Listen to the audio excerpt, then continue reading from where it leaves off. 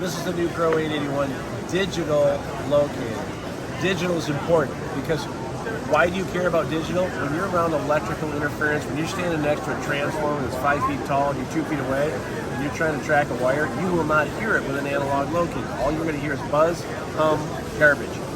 Digital is good because the software in the locator homes in on one frequency, the frequency that this locator is transmitting, and rejects everything else. So all you're going to hear is that pristine beep, beep, beep, beep signal, no matter if you're standing next to a 5-foot transformer or anything else electrical, in your yard, in your locating area, whatever you want to call it. That's number one. But number two, everybody knows we got a PRO900. That's digital too. Yep. That's the Cadillac locator. That's the one that everybody aspires to. This is his little brother, okay? Because not everybody wants all of those features, and not everybody is capable of running all those features. Right. So this is a very simple locator. Look at this. Look at this transmitter. You got 3 frequencies. 2, that's for the wire and valve locate. 33, that's general locating, and inductive. Use the clamp. Use the inductive antenna. Pretty simple to understand. You don't really need a guide to tell you how to do this. Nope. This middle button, it's blinking. That means you're getting a beeping signal like everybody's used to, right? That's the signal you get. If I change that, it goes solid. I prefer that one. Well, I prefer solid when I'm troubleshooting because I can tell the difference in the tonality of an issue on my wiring. But most people are used to beeping signal. Either way, it's an optional feature. You don't have to use one or the other. It's up to you. They'll both get you to the valve. Exactly. Both will get you to the valve. I just like solid for troubleshooting. Mm-hmm. Now, the third button here is your power output. How intuitive is this?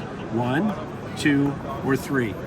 Power level 1, power level 2, power level 3. Now, you'll also notice this light comes on.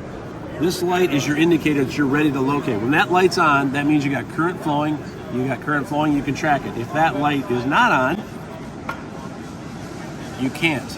That's not ready to go. Would you consider that the most important light on the entire tracker? Oh, the most important. Now you're making me pick between my children. I think it's pretty darn important. If I'm going to troubleshoot over the phone, the first thing I'm going to ask the guy, is your transmitter light on? If he says no, we got a transmitter either problem with the transmitter or problem with the hookup. Right. If he says yes, I got the light good, then I'm going to go to the wand. We got something else going on. But that light will be critical when you come time to troubleshoot for somebody over the phone. Yeah. Or when you're trying to help your guys. Yeah, that's exactly what I'm thinking. That'll be the first question out of my mouth. Yeah, you ask technician number 1, hey, is the light on? If he says no, then you know where your problem is. If he says yes, then it's at the other end. Or it could be you. But really, really simple to use. Okay, the wand, same thing. Okay. Everybody knows what a volume control is, right? Yep. On off, volume control. You just select you have to match the on a digital locator, you always have to match the frequency on the transmitter and the receiver.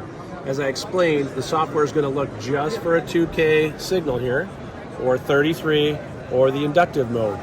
You match it with the transmitter, you're good to go. Headset jack, you can do peak or null. This is peak, this is null. Mm-hmm. Really, really simple. And the 900 has numbers, a screen that will tell you a number on it. The 881 has 5 lights, right? Is it 5? Yes, 5 lights. 5 lights right there. And as you get closer to the wire, the more lights light up. As you get further from the wire, the less lights that light up. Now, one of the tricks I like to tell people too is when you're locating, keep the volume on whatever locator you use as low as possible. As low as you can, and still comfortably hear it. Give that speaker the ability to get louder when you go over the valve. If you crank it full bore and then you go over the valve, you can't hear the difference. You're not going to hear any difference. So one of the key tips I always tell people is keep the speaker low. So I just threw that in for a freebie. So 2 big tips here. Make sure this light is on and keep the speaker low. Where you can comfortably hear it. Not so low that you're going, you don't know there. But don't crank it. Don't ever crank your wand. One last thing I'll mention about this locator will end up being in a future video, and we're going to talk about that clamp. The one thing we didn't talk about in this video. I've got something with that clamp I want to talk to you all about.